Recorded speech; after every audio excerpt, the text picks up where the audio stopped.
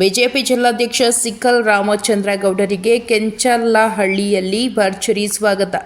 ಚಿಂತಾಮಣಿ ವಿಧಾನಸಭಾ ಚುನಾವಣೆಗೆ ಮೊದಲು ಎಚ್.ಡಿ. ಕುಮಾರಸ್ವಾಮಿ ಎನ್ಡಿಎಗೆ ಸೇರಿದ ರಾಜ್ಯದಲ್ಲಿ ಕಾಂಗ್ರೆಸ್ ಪಕ್ಷ ಅಧಿಕಾರಕ್ಕೆ ಬರದೆ ಧೂಳಿಪಟವಾಗುತ್ತಿತ್ತು ಎಂದು ಬಿಜೆಪಿ ಜಿಲ್ಲಾಧ್ಯಕ್ಷ ಸಿಕ್ಕಲ್ ರಾಮಚಂದ್ರಗೌಡ ವಾಗ್ದಾಳಿ ನಡೆಸಿದರು. ರಾಜ್ಯದಲ್ಲಿ ಕಾಂಗ್ರೆಸ್ ಸರ್ಕಾರದಿಂದ ಭ್ರಷ್ಟಾಚಾರ ತಾಂಡವವಾಡುತ್ತಿದ್ದು, ಆ ಸರ್ಕಾರವನ್ನು ಅಧಿಕಾರದಿಂದ ದೂರ ಮಾಡಲು ಬಿಜೆಪಿ ಕಾರ್ಯಕರ್ತರು ಈಗಿನಿಂದಲೇ ಸನ್ನದ್ಧರಾಗಬೇಕು ಎಂದು ಅವರು ಕರೆ ನೀಡಿದರು. ಚಿಕ್ಕಬಳ್ಳಾಪುರ ಜಿಲ್ಲೆಯ ನೂತನ ಬಿಜೆಪಿ ಜಿಲ್ಲಾಧ್ಯಕ್ಷರಾಗಿ ನೇಮಕವಾದ ನಂತರ ರಾಮಚಂದ್ರಗೌಡ ಅವರು ಶಿಡ್ಲಘಟ್ಟ ಕ್ಷೇತ್ರದ ಚಿಲಕಲನೇರ್ಪು ಹೋಬಳಿಗೆ ಮೊದಲ ಬಾರಿಗೆ ಆಗಮಿಸಿದ ಸಂದರ್ಭ ನೆನಪಿನಲ್ಲಿ ಕೆಂಚರ್ಲಹಳ್ಳಿಯಲ್ಲಿ ಸ್ಥಳೀಯ ಬಿಜೆಪಿ ಕಾರ್ಯಕರ್ತರು ಅದ್ಧೂರಿ ಸ್ವಾಗತ ಕಾರ್ಯಕ್ರಮವನ್ನು ಆಯೋಜಿಸಿದರು. ಕಾರ್ಯಕ್ರಮದಲ್ಲಿ ಮಾತನಾಡಿದ ಜಿಲ್ಲಾಧ್ಯಕ್ಷ ರಾಮಚಂದ್ರಗೌಡರು, ಚಿಲಕಲನೇರ್ಪು ಹೋಬಳಿ ಶಿಡ್ಲಘಟ್ಟ ಕ್ಷೇತ್ರಕ್ಕೆ ದೇವಮೂಲೆಯಾಗಿದ್ದು, ಇಲ್ಲಿ ಯಾವ ಪಕ್ಷಕ್ಕೆ ಹೆಚ್ಚಿನ ಬೆಂಬಲವಿದೆಯೋ ಆ ಪಕ್ಷವೇ ಕ್ಷೇತ್ರವನ್ನು ಗೆಲ್ಲುತ್ತದೆ ಎಂಬ ನಂಬಿಕೆ ವ್ಯಕ್ತಪಡಿಸಿದರು. ಮಾಜಿ ಸಚಿವ ಕೆ.ಎಂ. ಕೃಷ್ಣಾರೆಡ್ಡಿ ಈ ಭಾಗದವರಾಗಿದ್ದು, ಅವರ ಆಡಳಿತದಲ್ಲಿ ಅಭಿವೃದ್ಧಿ ಕಾರ್ಯಗಳು ಇಂದಿಗೂ ಜನ ಮನೆಗೂ ನೆಲಗೂ ಸೇರಿವೆ ಎಂದು ನೆನೆದರು. ಅವರು ಮುಂದುವರೆದು, ರಾಜ್ಯದಲ್ಲಿ ಭ್ರಷ್ಟ ಕಾಂಗ್ರೆಸ್ ಸರ್ಕಾರವನ್ನು ತೊಡೆದು ಹಾಕಲು ಮುಂದೆ ನಡೆಯಲಿರುವ ಜಿಲ್ಲಾ, ತಾಲೂಕು, ಗ್ರಾಮ ಪಂಚಾಯಿತಿ ಚುನಾವಣೆಯಲ್ಲಿ ಎನ್ಡಿಎ ಅಭ್ಯರ್ಥಿಗಳು ಹೆಚ್ಚಿನ ಸಂಖ್ಯೆಯಲ್ಲಿ ಗೆಲ್ಲಿಸಬೇಕು. ಅದಕ್ಕಾಗಿ ಪಕ್ಷದ ಸಂಘಟನೆ ಬಲಿಷ್ಠವಾಗಬೇಕಾಗಿದೆ. ಚಿಕ್ಕಬಳ್ಳಾಪುರ ಜಿಲ್ಲೆಯಲ್ಲಿ ನಾವು ಪ್ರಾಮಾಣಿಕವಾಗಿ ಕೆಲಸ ಮಾಡುತ್ತೇವೆ ಎಂದು ಭರವಸೆ ನೀಡಿದರು. ಕಾರ್ಯಕ್ರಮಕ್ಕೂ ಮೊದಲು ಕೆಂಚರ್ಲಹಳ್ಳಿ ಕೆರೆ ಕಟ್ಟೆ ಬಳಿ ಬಾವುಟದೊಂದಿಗೆ ಪಟಾಕಿ ಸಿಡಿಸಿ ಹೂವಿನ ಮಳೆಯೊಂದಿಗೆ ಪಾದಯಾತ್ರೆ ಮೂಲಕ ರಾಮಚಂದ್ರಗೌಡರನ್ನು ವೇದಿಕೆಗೆ ಕರೆತರಲಾಯಿತು. ಶಾಲು ಹೊದಿಸಿ ಹೂಮಾಲೆ ಹಾಕಿ ಭರ್ಜರಿ ಅಭಿನಂದನೆ ಸಲ್ಲಿಸಲಾಯಿತು.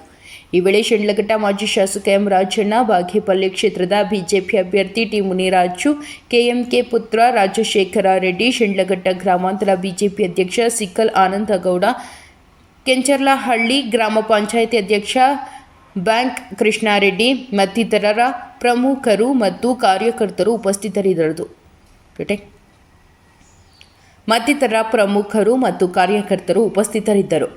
ವರದಿ Lokesh, Praja power TV, Shidlaghatta. Free current ಅನ್ನೋದು, current bill rise, bus charge, ನಿಮ್ಮೆಲ್ಲ ಗೊತ್ತಿರೋ ಪದೇ ಪದೇ ನಾವು ಹೇಳೋ ಅವಶ್ಯಕತೆ ಇಲ್ಲ. ಎಂಟಿ ಫ್ರೀ ಅಂತಾರೆ. ಅರ್ಧ ಜನ ಗಂಡಸರು ಬಸ್ಸಲ್ಲಿ ಹೋಗ್ತಾರೆ ಇಲ್ಲಪ್ಪ. ಅರ್ಧ ಜನ ಗಂಡಸರು ಹೋದ್ರೆ ಮೊದಲೆಲ್ಲ 10 ರೂಪಾಯಿ ಟಿಕೆಟ್ ಇದ್ದು, ಇವತ್ತು 50 ರೂಪಾಯಿ ಆಗಿದೆ. ನಮ್ದೇ ತಾನೇ ದುಡ್ಡು. ಅದಕ್ಕೆ ಡೀಸೆಲ್ಗೆ ಅದಕ್ಕೆಲ್ಲ ಸಂಬಳ ಕೊಡ್ಬೇಕಾದ್ರೆ ನಮ್ ಗಂಡನ ಕಿತ್ಕೊಳ್ಳೋದು, ಎಂಟಿ ಫ್ರೀ ಕೊಡೋದು, ಇವರೇನು ಕೈಯಿಂದ ಕೊಡ್ತಾ ಇಲ್ಲ. ಅದನ್ನೆಲ್ಲ ಬೋನಸ್ ಮಾಡೋದು ಎಲ್ಲ ಈ ರೀತಿ ಭ್ರಷ್ಟಾಚಾರದಲ್ಲಿ ಮುಳುಕೊಂಡಿದೆ ಕಾಂಗ್ರೆಸ್ ಸರ್ಕಾರ. ಏನು SC/ST ಹಗರಣ ಇರ್ಬೋದು, ಮೂಢ ಹಗರಣ ಇರ್ಬೋದು, ಅನೇಕ ಹಗರಣಗಳನ್ನ ಕಾಂಗ್ರೆಸ್ ಸರ್ಕಾರ ಇವತ್ತು ರಾಜಾರೋಷ ಮಾಡ್ತಾ ಇದೆ. ಇಡೀ ರಾಜ್ಯದಲ್ಲಿ ಏನ್ ತಂದೆ ಮಾಡ್ಕೊಂಡು ಕೂತ್ಕೊಂಡಿದ್ರು, ಅಭಿವೃದ್ಧಿ ಯಾರು ಕೂಡ ಮಾಡ್ತಾ ಇಲ್ಲ. ಆದ್ರೆ ಈ ಚಿಕ್ಕಬಳ್ಳಾಪುರದಲ್ಲೂ ಕೂಡ ಏನು ಕೂಡ ಎಲ್ಲೂ ಕೂಡ ಒಂದು ರಸ್ತೆ ಆಗಿರ್ಬೋದಾಗಿದ್ರು, ಒಂದು ಬ್ರಿಡ್ಜ್ ಆಗಿರ್ಬೋದಾಗಿದ್ರು, ಒಂದು ಜನಕ್ಕೆ ಏನೂ ಕೂಡ ಒಂದು ಸವಲತ್ತಲ್ಲ. ಬಸ್ಸುಗಳಿಲ್ಲ. ಮಕ್ಕಳು ಪಾಪ ಎಷ್ಟೋ ಜನ ಮಕ್ಕಳು ಬಸ್ಸುಗಳಲ್ಲಿ ಶಾಲೆಗಳಿಗೆ ಹೋಗ್ತಾರೆ. ಆ ಶಾಲೆಗೆ ಹೋಗ್ಬೇಕಾದ್ರೆ ಬಸ್ಸಲ್ಲಿ ಸೀಟ್ ಕೂಡ ಸಿಗಲ್ಲ. ಬಸ್ಸುಗಳನ್ನ ಯಾವಾಗಿರೋ ಕಳಿಸ್ತಾರೆ ಇಲ್ಲ, ಫ್ರೀ ಬಸ್ ಅಂತ. ಈ ನಿಟ್ಟಿನಲ್ಲಿ ಇರ್ತಕ್ಕಂಥ ಸರ್ಕಾರ ನಮ್ಮ ಜಿಲ್ಲೆ ಕೇಂದ್ರ ಬಿಂದು ಆಗಿತ್ತು. ನಮ್ಮ ಜಿಲ್ಲೆ ಈ ಒಂದು ಆಪರ್ಚುನಿಟಿ ನಮಗೆ ಬಂದಿರತಕ್ಕಂಥ ಕ್ಷಣ ಆಶೀರ್ವಾದ, ಜನ ಆಶೀರ್ವಾದ ಇವತ್ತು ನಮ್ಗೆ ಸಿಕ್ಕಿದೆ. ಈ ಒಂದು ತಮ್ಮೆಲ್ಲ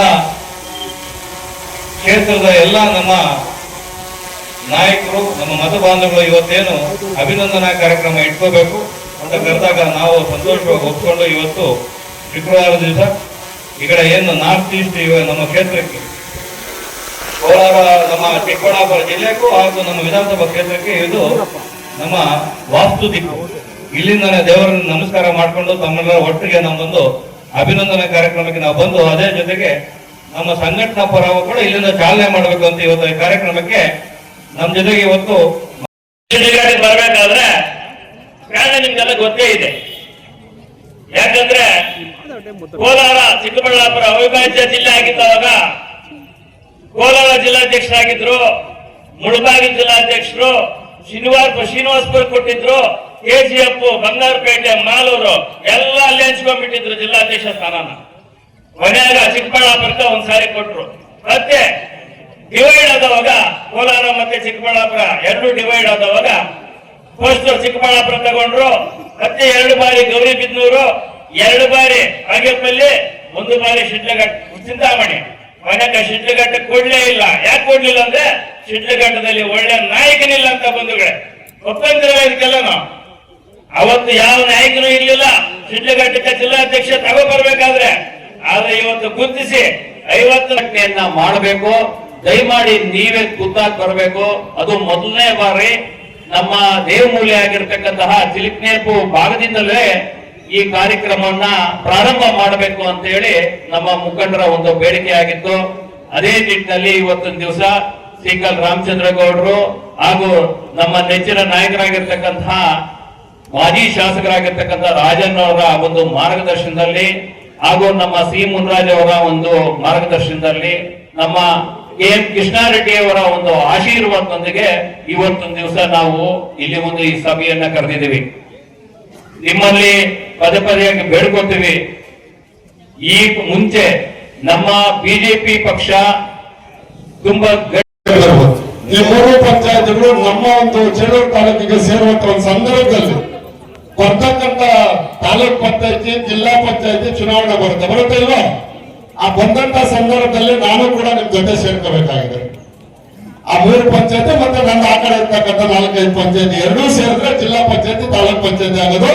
ಅಲ್ಲಿ ಜಿಲ್ಲಾ ಪಂಚಾಯತಿ ಬೇಕಾದ್ರೂ ನಾವು ಬಿಜೆಪಿ ಗೆಲ್ಸ್ಕೋಬೇಕು, ಚೇಳೂರು ತಾಲೂಕ್ ಪಂಚಾಯತಿ ಗೆಲ್ಸ್ಕೋಬೇಕಾದ್ರೂ ನಾವು ತಾಲೂಕ್ ಪಂಚಾಯತಿ ಗೆಲ್ಸ್ಕೋಬೇಕು. ಆ ನಿಟ್ಟಿನಲ್ಲಿ ಅಭ್ಯರ್ಥಿ ನಮ್ ಕಡೆಯಿಂದ ಕೊಡ್ತೀವೋ ಗೊತ್ತಿಲ್ಲ, ನಿಮ್ ಕಡೆಯಿಂದ ಕೊಡ್ತೀರೋ ಗೊತ್ತಿಲ್ಲ. ಅವತ್ತು ನಿಶ್ಚಯ ಮಾಡೋಣ. ಕಾರ್ಯಕರ್ತರು ಯಾರು ಶಕ್ತಿಯಾಗಿದ್ದಾರೆ, ಯಾರಿದಕ್ಕೆ ಸೂಕ್ತವಾದ ವ್ಯಕ್ತಿ ಅಂತ ಹೇಳ್ಬಿಟ್ಟು ನಾವು ಒಮ್ಮತದಿಂದ ಒಬ್ಬ ಅಭ್ಯರ್ಥಿ ನಿಲ್ಸ್ಕೋಬೇಕು. ಈ ಭಾಗದಲ್ಲಿ ನಾವು ಗೆಲ್ಲಿಸಬೇಕು. ಏನೇ ಇದ್ರು ಕೂಡ ನನ್ನೂ ಕರೀರಿ, ನಾನು ಬರ್ತೀನಿ 3 ಪಂಚಾಯತಿಗಳ ಕಡೆ. ಆ ಕಡೆ ನೀವು ಜವಾಬ್ದಾರಿ ಇರ್ತಕ್ಕಂಥ 5ನೇ ಸ್ಥಾನ ಬೃಹತ್ ಕೈಗಾರಿಕಾ ಹಾಗೂ ಸ್ಟೀಲ್ ನ 2 ಮಂತ್ರಿಗಳನ್ನು ಕೊಟ್ಟಿರ್ತಾರೆ. ಅವರು ಜವಾಬ್ದಾರಿ ಕೊಟ್ಟಿರ್ತಕ್ಕಂಥ ಅವರು ಮೋದಿ ಅವರ ನಾಯಕತ್ವದಲ್ಲಿ ಇವತ್ತು ಮುಂಬರುವ ದಿನಗಳಲ್ಲಿ ಗಟ್ಟಿಯಾಗಿ ನಮ್ಮ ಬರ್ತಕ್ಕಂಥ ಎಲ್ಲ ಗ್ರಾಮ ಪಂಚಾಯತಿ, ತಾಲೂಕ್ ಪಂಚಾಯತಿ, ಜಿಲ್ಲಾ ಪಂಚಾಯತಿ, ನಗರಸಭೆ ಎಲೆಕ್ಷನ್ ಏನು ಬರ್ತಾ ಇದೆ, ನಾವು ಈ ಬಾರಿ ಅತಿ ಹೆಚ್ಚು ಮತಗಳು ಗಳಿಸಿಕೊಂಡು ನಮ್ಮ ನಾಯಕರನ್ನ ಸಂಘಟನೆ ಜೋಡಿಸಿಕೊಂಡು ಮಾಡ್ತಕ್ಕಂಥ ಜವಾಬ್ದಾರಿ ನನಗೆ ಕೊಟ್ಟಿದ್ದಾರೆ. ನಮ್ಮ ಜೊತೆಗೆ ನಾವು ಸದಾ ಇರ್ತೀವಿ. ನಾವೆಲ್ಲ ಏನೆಲ್ಲ ಕೆಲಸ ಇದೆ, ಇವತ್ತು ನಮಗೆ ಜಿಲ್ಲೆಯಲ್ಲಿ ಅಧ್ಯಕ್ಷನಾಗಿ ಕೊಟ್ಟಿರ್ತಕ್ಕಂಥ ಒಂದು ಜವಾಬ್ದಾರಿ, ನಮಗೆ ಇರ್ತಕ್ಕಂಥ ರೆವಿನ್ಯೂ ಇರ್ಬೋದು, ಇಲ್ಲಿರ್ತಕ್ಕಂಥ ಪೊಲೀಸ್ ಸ್ಟೇಷನ್ ಪ್ರತ್ಯೇಕಗಳಿರ್ಬೋದು, ಯಾವುದೇ ಒಂದು ಸಂಘಟನೆಯಲ್ಲಿ ಪ್ರಾಬ್ಲಮ್ ಇರ್ಬೋದು, ತಾವು ಇರಲಿಲ್ಲ. ಆದ್ರೆ ಈಗ ಎಲ್ಲರಿಗೂ ಒಂದು ಮನೋಸ್ಥಿತಿ ಗಟ್ಟಿಯಾಗಿದೆ. ಇನ್ನು ಮುಂದೆ ನಮ್ಮ ಭಾರತದಲ್ಲಿ ನಮ್ಮ ಭಾರತವನ್ನ ಗಟ್ಟಿಯಾಗಿ ಕಟ್ಟಲಿಕ್ಕೆ ನಮ್ಮ ನರೇಂದ್ರ ಮೋದಿ ಅವರು ಯಾವ ರೀತಿಯಾಗಿ ಒಂದು ದೃಢ ಸಂಕಲ್ಪವನ್ನು ಇಟ್ಕೊಂಡು ಹೊರಟಿದ್ದಾರೆ. ನಮ್ಮ ಸನಾತನ ಧರ್ಮ, ಹಿಂದೂ ಧರ್ಮವನ್ನ ಮುಂದಿನ ದಿನಗಳಲ್ಲಿ ನಮ್ಮ ಭಾಗದಲ್ಲೂ ಸಹ ಗಟ್ಟಿಯಾಗಿ ಕಟ್ಟಬೇಕು. ನಮ್ಮ ಸನಾತನ ಧರ್ಮದವನ್ನ ಉಳಿಸಬೇಕು. ಮುಂದಿನ ಪೀಳಿಗೆಗೆ ನಾವು ಏನ್ ಬಿಟ್ಟು ಹೋಗಿದೀವಿ ಅಂತ ಹೇಳಿದ್ರೆ ನಮ್ಮ ಧರ್ಮವನ್ನ ಉಳಿಸ್ತಕ್ಕಂತ ಕೆಲಸವನ್ನ ಮಾಡೋ ನಿಟ್ಟಿನಲ್ಲಿ ಇವತ್ತಿನ ದಿವಸ ನಾವೆಲ್ಲ ಕೆಲಸ ಮಾಡಬೇಕಾಗ್ತದೆ. ಆಗಿರ್ಬೇಕು ಅಂತ ಹೇಳಿದ್ರೆ ಭಾರತೀಯ ಜನತಾ ಪಾರ್ಟಿ ವಿಶ್ವ ನಾಯಕರಾಗಿರ್ತಕ್ಕಂಥ ನರೇಂದ್ರ ಮೋದಿ ಅವರು ಹಾಕಿಕೊಟ್ಟಂತಹ ಒಂದು ಹಾದಿಯಲ್ಲಿ ನಾವೆಲ್ಲರೂ ನಡಿಬೇಕಾಗ್ತದೆ.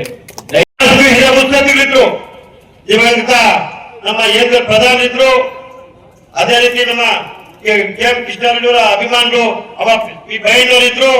ಈಗ ನಮ್ಮ ಜೊತೆ ಇರ್ತಕ್ಕಂಥ ಹನುಮಯ್ಯನವರು, ತಿಮ್ಮಯ್ಯರು, ಆಮೇಲೆ ಹಲವಾರು ಜನ ಮುಖಂಡರು ಈ ಒಂದು ಪ್ರಾಂತ್ಯಕ್ಕೆ ಬಹಳಷ್ಟು ಹಿರಿಯ ಮುತ್ಸದ್ದಿಗಳಿದ್ರು. ಅವರು ಸತತವಾಗಿ ಯಾವುದೇ ಒಂದು ಆಸೆ ಆಕಾಂಕ್ಷಿಸದೆ ಜನರ ಸೇವೆಯನ್ನು ಮಾಡಕ್ಕೆ ಮಾತ್ರ ಸಿದ್ಧರಾಗಿದ್ರು.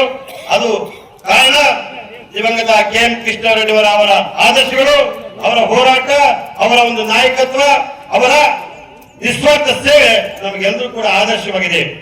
ನಾನಿವತ್ತು ತಮ್ಮೆಲ್ಲರಲ್ಲಿ ಮನವಿ ಮಾಡೋದಿಷ್ಟೇ, ಇವತ್ತು ಈ ರಾಷ್ಟ್ರಕ್ಕೆ ನರೇಂದ್ರ ಮೋದಿ ಅವರು ಸುಮಾರು 14 ವರ್ಷಗಳಿಂದ 2014ರಿಂದ ಯಾವ ರೀತಿ ಈ ಭಾರತ ದೇಶವನ್ನ ಅತ್ಯಂತ ಉನ್ನತ ಮಟ್ಟಕ್ಕೆ ಕೊಂಡೊಯ್ತಿದ್ದಾರೆ ಎಲ್ಲ ವಿಚಾರ ನಿಮಗೆ ಗೊತ್ತಿದೆ. ಆ ನರೇಂದ್ರ ಮೋದಿ ಅವರು ಇವತ್ತು ಈ ಪ್ರತಿಯೊಂದು ಹಳ್ಳಿಯ ಸಾಮಾನ್ಯ ರೈತ ಕುಟುಂಬ ಇರ್ಬೋದು, ಮಹಿಳೆಯರಿರ್ಬೋದು, ಮಕ್ಕಳಿರ್ಬೋದು, ಕೂಲಿ ಕಾರ್ಮಿಕರಿರ್ಬೋದು, ಈಗ ದಲಿತರಿರ್ಬೋದು, ಎಲ್ಲರಿಗೂ ಕೂಡ ಹಲವಾರು ಜನಪರ ಯೋಜನೆಗಳು ನಿಮ್ಗೆ ಕೊಟ್ಟಿದ್ದಾರೆ. ಎಲ್ಲ ವಿಚಾರ ನಿಮ್ಗೆ ಗೊತ್ತಿದೆ.